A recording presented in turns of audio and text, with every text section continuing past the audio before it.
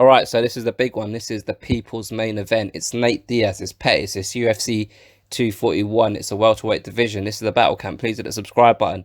You'll find it in the bottom right hand corner of your screen. Fuck me, I've been wanting to make this video for the last 6 weeks or so, but I've stopped myself. And the reason I've stopped myself is I didn't want to tempt fate. I felt like something's going to happen that will stop this fight from happening. And I said to myself, let's just let the weigh-ins happen. And once the weigh-ins happen, you can make this video. And the weigh-ins happened this morning. They both made weight. The ceremonial weigh-ins happened. They both done a stare down. And that's it. All has been said and done. We're 24 hours away from these two being locked in a cage and them knocking 7 shades of shit out of each other. And I'm fucking excited. I cannot wait. I genuinely, I cannot wait. This card, I think UFC 241 is the card that I've looked forward to most this year. I can't think of another card where I thought, like, I've been as excited as I am about this one. And it's got a lot to do with this particular fight. Like, I've waited for 3 years to watch NateDiaz fight, and it's finally happening. And, like, I'm not going to do a technical breakdown of the fight because, one, I don't know how to. I don't know enough. And two, there's so many people out there that have broken this fight down that you're better placed watching them. Like Luke Thomas has done it, Dan Hardy's done it, Joe Rogan, and a few others. Like this, I'm just a fan. This is just my perspective as a fan. This fight represents a lot to me as a fan. I've obviously followed NateDiaz's career very closely, and I've followed Pettis' career very closely over the last, like, 5 to 10 years. We've been watching these two fight, and I feel like these two in their prime, almost in the lightweight division, their paths never crossed. But I'm kind of glad that didn't happen, because I don't feel like the fight would have been as big as it is today. And I feel like that's got a lot to do with NateDiaz and the way he's conducted himself over the last few years. The fact that he has refused to fight over the last 3 years. The fact that he feels like he knows what his value is, and he's not scared to walk away from the negotiation table. He's not scared to express to the man and say, fuck you. And that's important. That's important in the current climate that we're in when it comes to the UFC. It's important that there are fighters out there that stick up for themselves, that stand up for themselves, that don't just bend over backwards because the organisation are telling them that they have to. And I don't feel like that's been stated enough in the build-up to this fight. I don't feel like people are discussing the importance of people like NateDiaz when it comes to the UFC. Like, there's all this talk about, oh yeah, we need to make a union for the fighters, and we've all seen how that shit's gone down. And obviously I understand, like, NateDiaz has been able to behave the way he has because he has a certain amount of power. But the reason he's gained that power is because people like myself, fans of the sport, have gravitated towards him because, one, he's not playing a character, and two, he's been the same person this entire time. I've said this in a lot of my videos. I feel like us as fans, we gravitate towards fighters that are just being real. And I feel like Nate and his brother Nick have been the realest of them all. They don't say and do things for attention. They say and do things because that's their morals and that's what they believe in. I didn't intend for this video to turn into a Diaz gratitude video, but I'm just trying to let you guys know, from my point of view as a fan, I'm just trying to let you guys know that, especially a lot of the new fans, I don't think people realize that the journey that someone like NateDiaz has been on.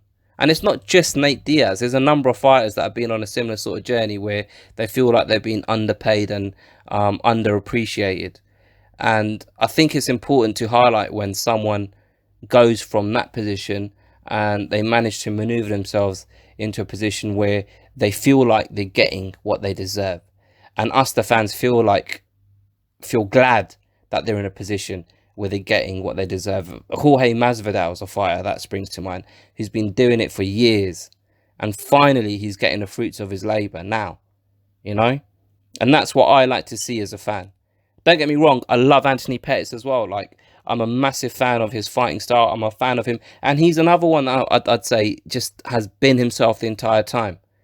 Like, he's shown his vulnerabilities in interviews. He's talked about his failures, and he's not changed. Like, he's a man that loves to fucking fight, and we love to watch him fight. And that's why this fight is just such a big deal for me as a fan, because it's not just a fight that I'm excited to watch from just a physical sporting perspective. It's a fight that I'm excited to watch because of the two men involved outside the cage. Do you know what I mean?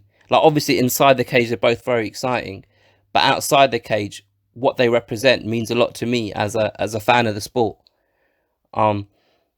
Speaking about the fight itself, a lot of people have been talking about how NateDiaz is a kind of a two-dimensional fighter, where his stand-up, he's reliant on boxing. When it goes to the ground, he's a very obviously a very high-level jiu-jitsu player. And Anthony Pettis people have been talking about how he's better at putting together different facets of MMA, of martial arts, and he's more fluid transitioning between different disciplines within martial arts.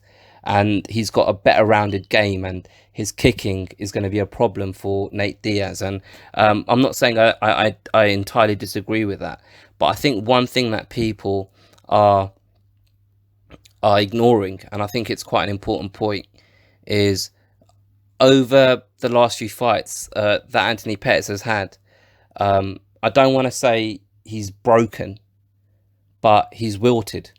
He's wilted in the face of pressure against Holloway, against Dustin Poirier, against Tony Ferguson. He wilted. Like, he got to a point where he was unable to deal with the pressure that his opponent was putting on him.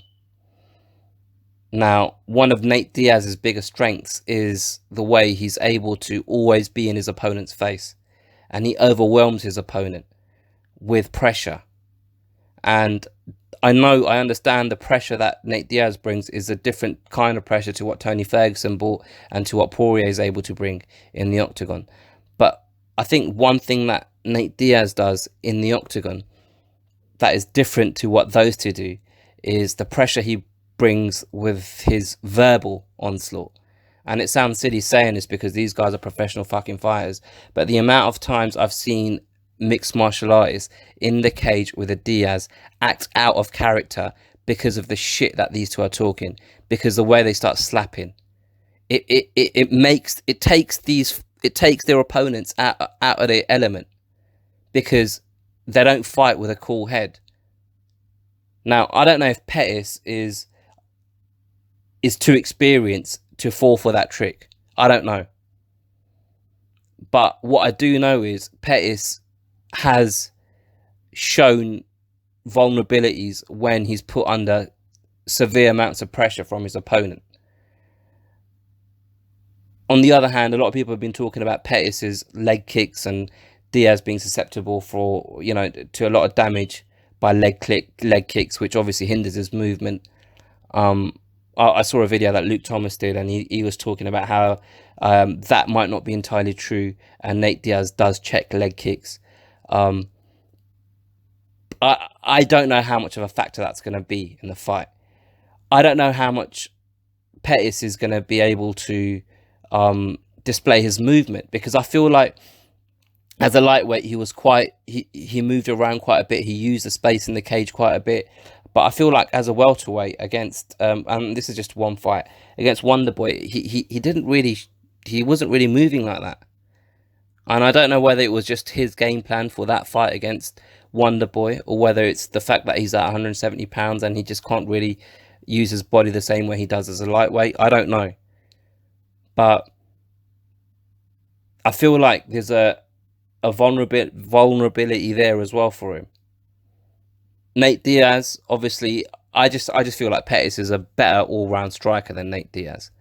And if Pettis is able to move around and not get sucked into this pressure game that NateDiaz likes to play, and not let the verbal onslaught affect him, then he should, from a technical standpoint, he should win this fight, because he's just a better striker than NateDiaz, in my opinion.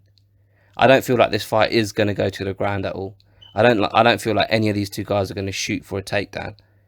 But what I do feel like is, if Pettis can maintain the game plan that his accomplished team are going to give him, if he can ignore the pressure that NateDiaz puts on him from a verbal standpoint, if he can keep a cool head, if he can be calm and collected, he should win this fight.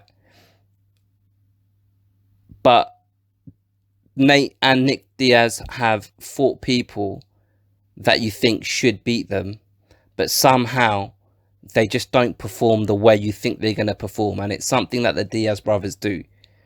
And I can't break it down from a technical standpoint, but it's almost like they make you fight their fight. They make you fight the way they want the fight to go. And Pettis needs to avoid that. I wish I could explain it from a technical standpoint, but I fucking can't.